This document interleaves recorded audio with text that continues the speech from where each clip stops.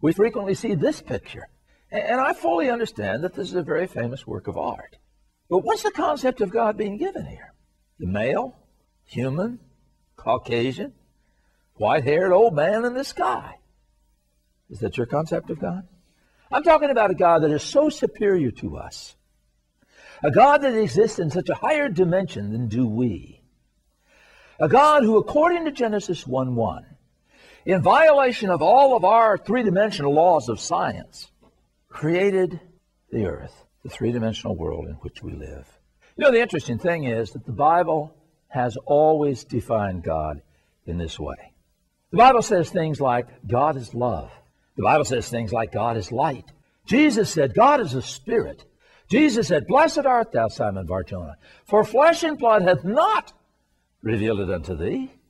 Flesh and blood didn't do it, but my Father who art in heaven. You can't read the Bible and come to the conclusion that God is an old man in the sky. The Bible says God is not a man. God is eternal. God is everlasting. God is the Word. God is unseen. Every single description of God, from Genesis to Revelation, is totally non-physical, totally non-human. Now somebody say, now, wait. I know the Bible talks about the face of God. I know the Bible talks about the hand of God. That's true, but not when it defines God. That kind of language is used when the Bible is explaining how God interacts with us. Now, we do the same thing. We talk about the long arm of the law. What does that mean? That if you go over the speed limit, a big hand comes out of the sky and picks you up out of your car. No, we're talking about the way the law acts, the consistency of the law. We talk about the face of America. What do we mean?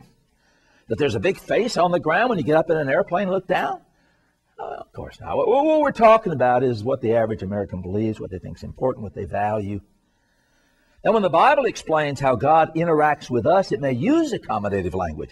But every time God is defined in the Bible, there are no human characteristics and there are no physical characteristics whatsoever. You struggle with that, and you cannot understand anything that's not a part of your three-dimensional world. Let me give you a question to show you how true that is. Define the word time.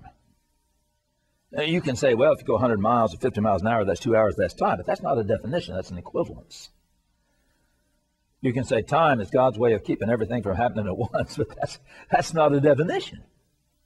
See, time is a fourth-dimensional quantity. You are a three-dimensional being. It is not possible for a being in a lower dimension to define something higher than itself. I have atheists say to me, I don't believe in God. I can't see him, I can't smell him, I can't taste him, I can't feel him, I can't hear him. I don't believe in anything unless I can perceive it through my senses. And my response to that is, oh, really? Do you believe in time? You can't see it, you can't smell it, you can't taste it, you can't feel it, you can't hear it. You believe in time? I had a debate with an atheist one time, and he said, oh, well, that's different. I can see the effects of time. Well, I suggest to you, you can also see the effects of God if you're willing to look.